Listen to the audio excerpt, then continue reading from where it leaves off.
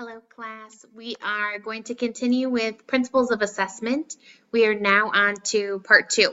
So if you did not get a chance to watch Part 1 video of Principles of Assessment, please go back and do that now.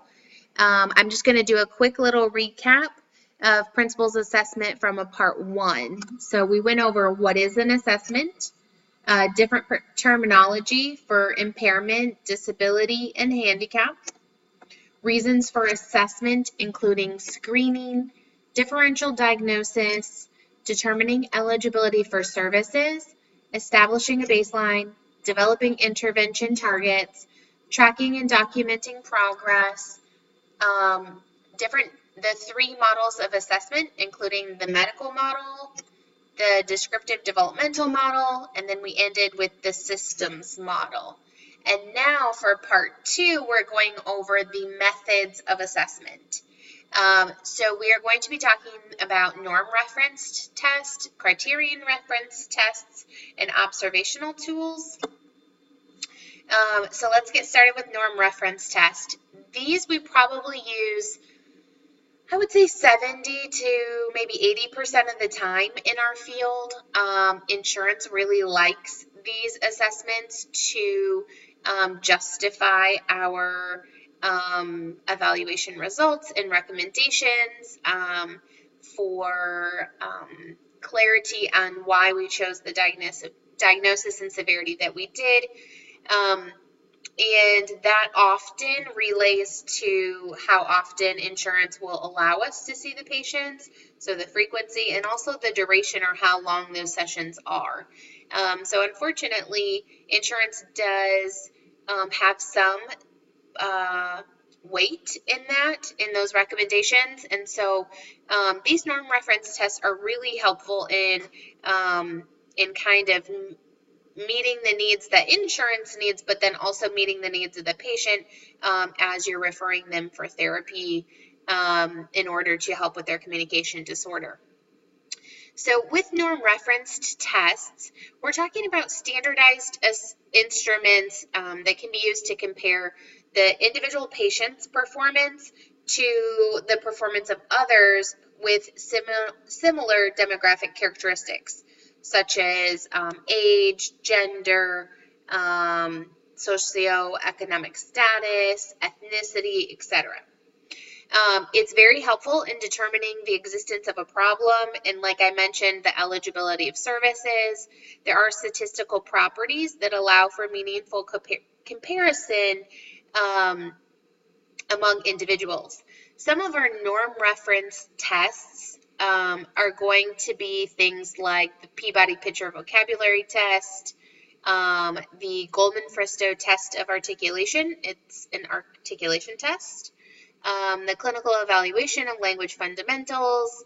I currently have the 5th edition, I think, in our clinic. And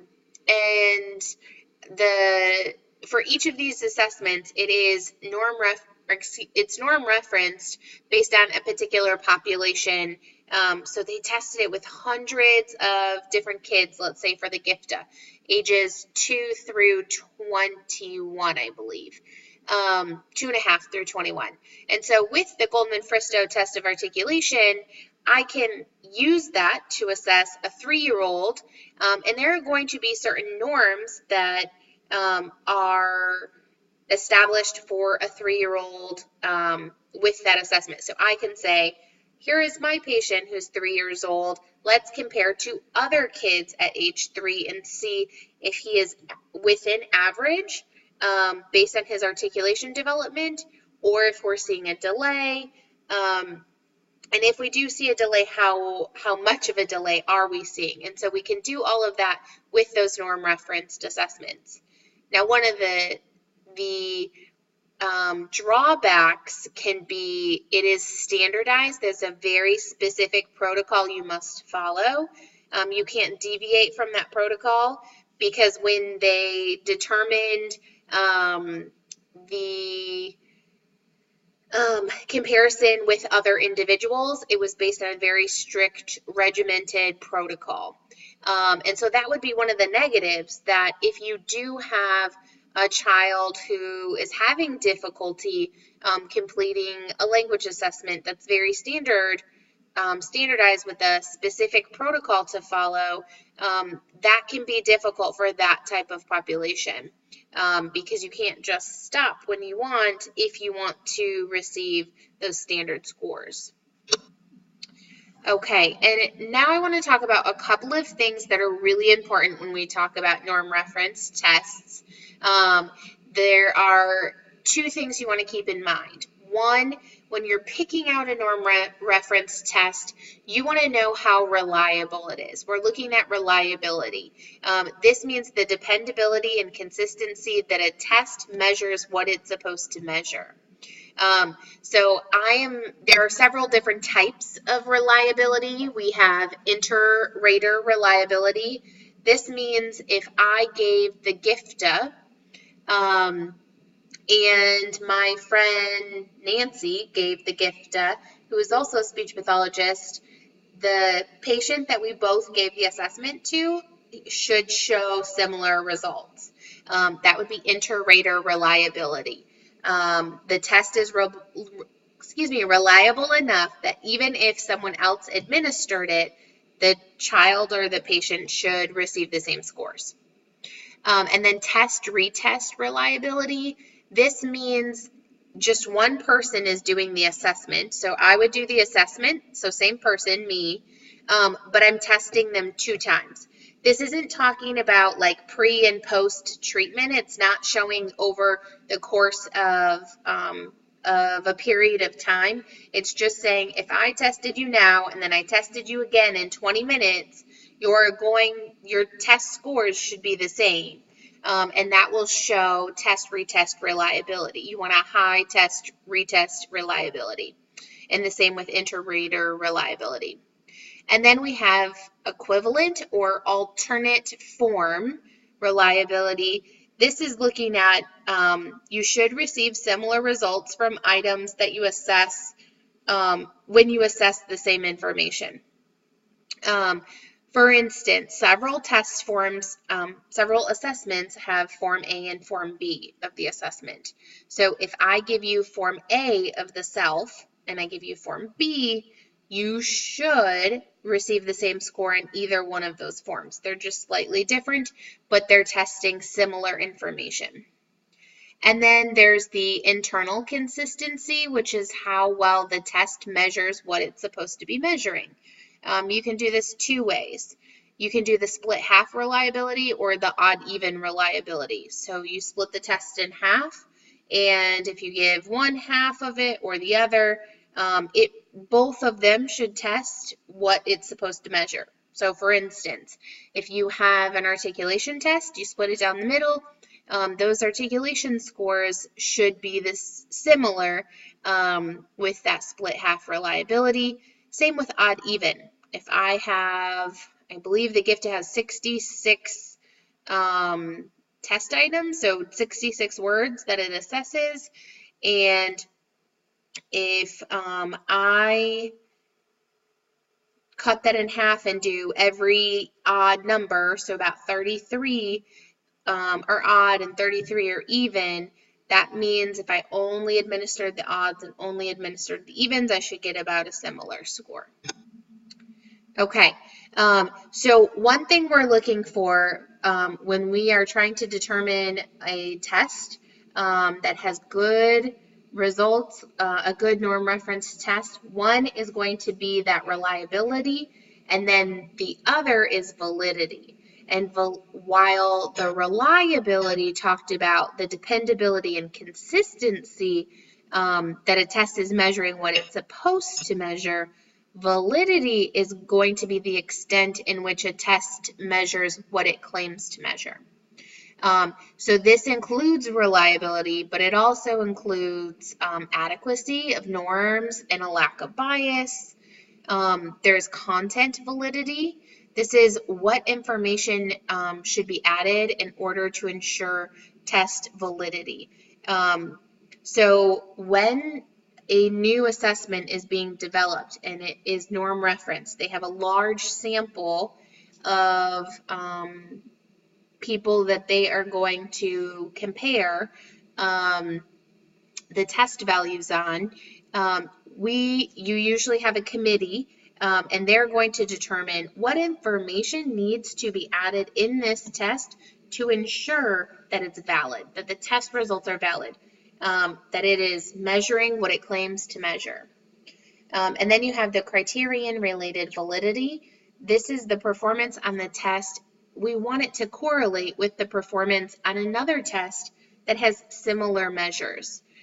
So for instance, when I was in graduate school, we were looking at SALT measures.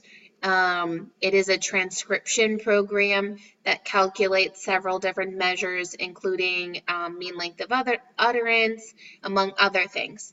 And then there was a new program coming out called the LENA, and the LENA was a little recording device that you put in a shirt or vest provided by the LENA company, and it recorded a child's speech along with the adults that interacted with that child. And so with the SALT measures, you had to type out the transcription of everybody talking in your recording, in your audio or video recording. And then once you typed it all out and added some different symbols to indicate specific things, you would press some buttons and it would calculate the mean length of utterance, among several other things. With the LENA, you would put this little recorder in the pocket of the front of the vest or t-shirt, let the kid be on his way or her way, and it would record, I believe, up to 16 hours. I could be wrong, I can't remember exactly. 16 hours of audio. You would plug that into a computer software system with the LENA, and it would automatically calculate everything without having to transcribe, which was great. It was a huge perk, because one of the drawbacks to the SALT transcription programs were the length of time it took to do all the transcription work, that hard work, in order to get those calculations. And so, long story short, one of the things that I was measuring is I was helping with the mean length of utterance. Does that correlate with the mean length of utterance if I also transcribed and put the audio through SALT?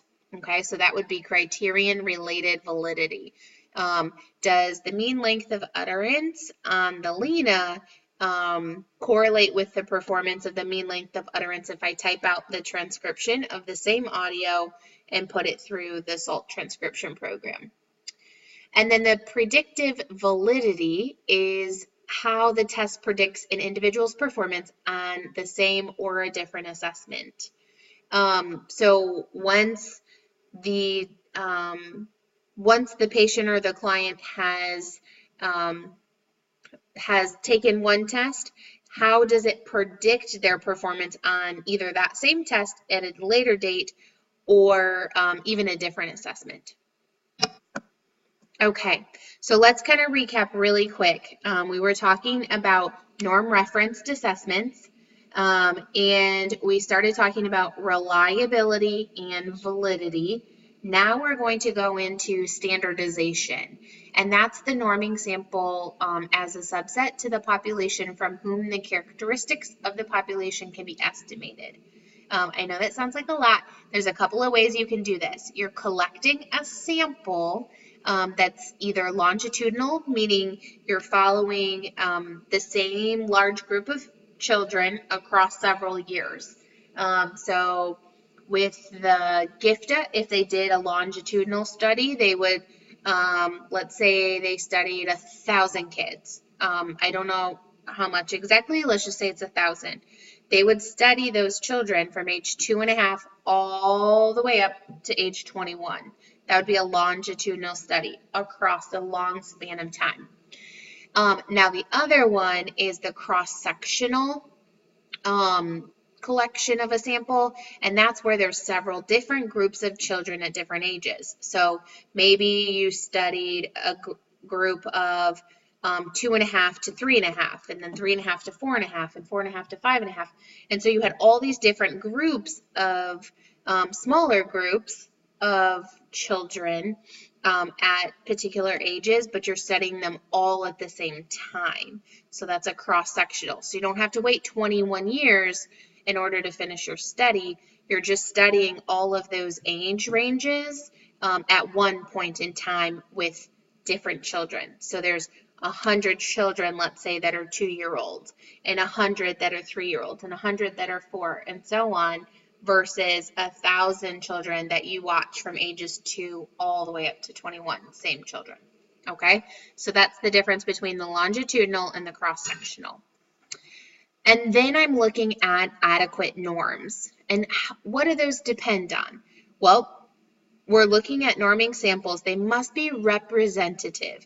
And this is very important. This will be on the assessment. So make sure you star this page. So adequate norms must be representative. That means they have to be representative of the population. For instance, based on age, you want a variety of ages. You want both male and female. You want different ethnicities, different socioeconomic statuses. So you want it to be a representative sample of the population or region you're looking at. You also want to make sure the norming sample has a significant number of people in the sample.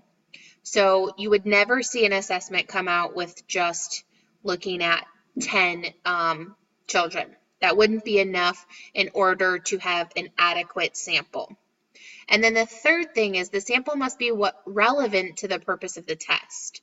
So for instance, the GIFTA 3, there's an English and there's a Spanish version.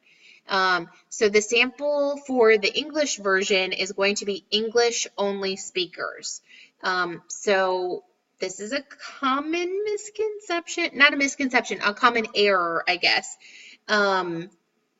depending on the accessibility of interpreters or bilingual speech pathologists. I work with both children in English and in Spanish. So I can do assessments in Spanish, or I can do assessments in English, or I can swap depending on what the patient needs. That's not always the case. However, if you are a speech pathologist who only speaks English, you should only be doing English-only assessments, and you should only be seeing children who speak English or have a dominant language in English. Because what happens is the norms for the GIFTA English version versus the GIFTA Spanish version are very different. There are different phonemes that children develop and use in English that they don't use in Spanish. We have a ton of vowels in the English language. There are only 5 in the Spanish language. They're the 5 true vowels. So they don't have diphthongs like we do in English. They don't have as many, I guess. They do have a few. But so there are also a lot less consonants as well. In the final position of words, they only have 5 consonants. They don't use a lot of consonants that we do at the end of words. They do use some, like N, L, S, let me think of some more, R. There are a couple more. I think there are 5, if I remember right. N, I don't know if I said that one again.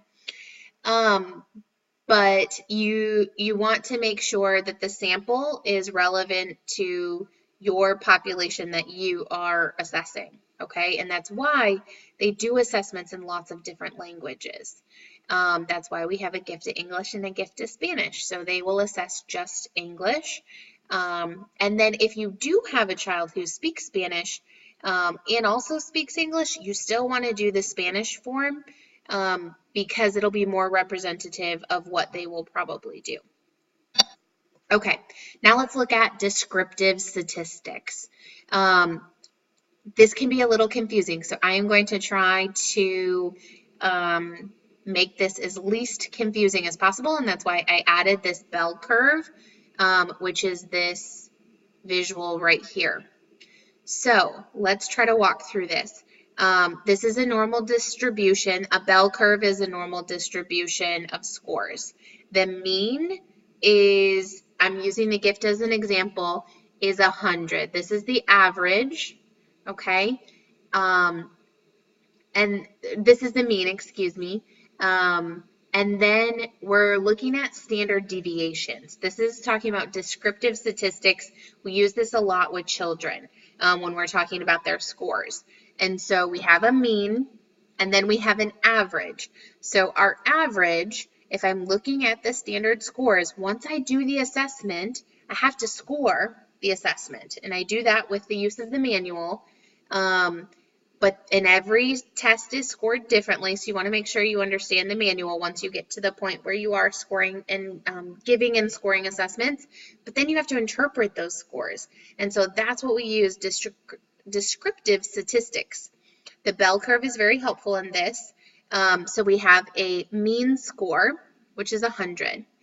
And then you have an average. So if I see a child who I've administered the Goldman-Fristow test of articulation, the average score is anywhere between 85 and 115 standard scores, okay? If I look at this bell curve, it's anywhere from here to here. All of this shaded part is within average, okay? And then I'm looking at standard deviations. This is the average difference score from the median, or excuse me, from the mean. So for instance, one standard deviation, a -1, means low average. It's right where that 85, the standard score of 85 would hit. And you can actually go down, there's the percentile, which is 16, and down here to 85, which is the standard score, okay? Now, on the flip side, +1 standard deviation, so here is 100, one standard deviation is going to be a standard score of 115. So there's where you get your average, okay? Anywhere between -1 standard deviation and +1 standard deviation is within average. And then we look at anywhere between -1 standard deviation and -1.5 standard deviation, which would be right about here. That's going to be considered a mild delay, a mild articulation or phonological delay, depending on what their errors are. Between 1.5 and 2 standard deviations is going to be a moderate delay. Between 2 and 3 standard deviations is going to be a severe delay. And then between anything less than 3 is profound, okay? And you'll see that here, it kind of talks about it right here in the description. And that gives you just a little better idea of severity, and then also the mean and standard deviation using descriptive statistics. Now on the flip side of that, well, let me give you a little bit more information. So with the test norms and scores, the developmental scores offer age equivalents and grade equivalents. So in addition to the standard scores and the standard deviations, you can also talk about age equivalent or grade equivalent. So what this means is that we take a person's raw score, which is usually, with the gift, it's the number of errors they had. With other assessments, it's the number of correct items that they had in the assessment. Everyone is different, so just make sure to read your manual. On the gift, it's the number of errors, articulation errors they had in the assessment. And so you take that raw score, and that is going to be, the age equivalent is related to the average performance for that age group. So for 3-year-olds, the average raw score is between a certain range, and that will give an age equivalent. Okay, so let's say, I don't have the manual in front of me, but let's say the average, the raw score of 30 is an age equivalent of 2 years, 4 months. A raw score of 35 is an age equivalent of 2 years, 8 months. That is not correct, but I'm just giving you an example. So the raw score is relating directly to an age equivalent, showing this person's score would indicate that their developmental articulation skills are that of whatever that age, okay? And then the grade equivalent means that a person's raw score is the average performance for a given grade. So usually it's like, it'll tell you the grade in the month. So it might be like K2, so like kindergarten second month, that kind of thing. It's usually, like I mentioned earlier, used in assessments for children. Now, when we're talking about adults, because I know some of you are interested in adults, then we usually use scores related to relative standing. And when we're talking about relative standing scores, it is usually for adults, but we also use it for height and weight, like if you're talking about children going to the doctor's office. And then we talk about percentile rank, which is indicative of the percentile of people in the normative sample who score at or below a given raw score. So this often can confuse people. I mentioned the 16th percentile was within average, which sounds really low, right? But it's not, 16%. And so that's the hard thing for some people to understand as you're explaining their scores. But percentile is going to be very different than percentage. And then standard score is the name for a derived score that has been standardized or transformed, so the mean and standard deviation have predetermined values. That's kind of what I was talking about with the 85 to 115. Those are standard scores. That's considered within average. Percentile, we could do the same thing if we go back. Between 16th percentile and 84th percentile would be considered within average on several assessments, not all. But for the descriptive statistics, we're going to talk more about standard deviation, how many standard deviations they are from the mean. And then for relative standing, we're going to talk more about the standard scores, so the 85 to 115. So if you have any children or have been around little kids who have went to the doctor, or have any friends or family, they may have said, oh, my son is in the 95th percentile. My son, Liam, has always been very tall, and he has always been at least at the 95th percentile, if not above the 99th percentile, so not even on the charts. His dad, my husband, is 6'3", 6'4", and his family is quite tall, so I think my son will take after him. Okay. Let's talk through the test administration procedures for norm reference tests. Now, I know we've talked a lot about norm reference tests, and it's because we use it most frequently, and I think it's probably a little confusing if you're new to norm reference tests. So, standardized tests should have clear and sufficient detailed descriptions of administration procedures so the clinician, you, can administer the test in the same measure every time, and that way the test is standardized. So however they tested the test is how you want to administer the test. This would be one of the drawbacks. It has to be administered exactly as described in the manual, and so you can't deviate.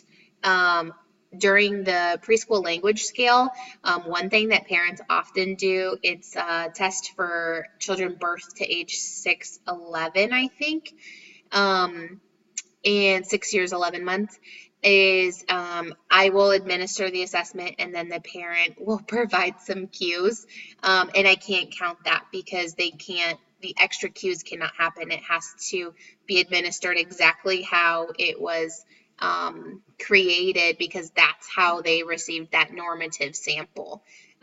Those individuals were tested in a very specific way, so we want to make sure that when we do those testing, or when we do that testing, we follow that protocol.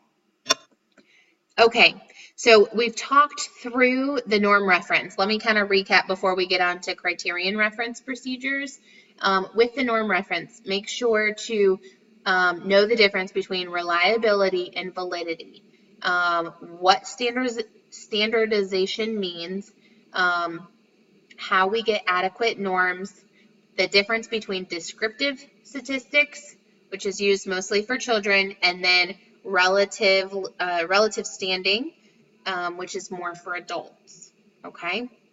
And then we get to the criterion referenced procedure. The criterion referenced assessments, those allow us to measure skills in terms of a level of mastery for the patient rather than individual performance compared to other individuals. So where the norm reference, we are comparing one person's ability to others of their same age. In criterion reference, we're not doing that. We're measuring their skills relative to how well they are mastering that skill, relative solely to them, not comparative to others. It is very helpful in establishing baseline functioning, developing intervention targets, and documenting progress. This is very helpful because you're looking at have they mastered these skills over time, and so you're just kind of comparing to themselves, and that definitely helps as you have to write a reevaluation report or a progress note or something like that to determine progress. And then developmental scales. These are sample behaviors from specific developmental periods, and usually they're going to rely on observation and interview.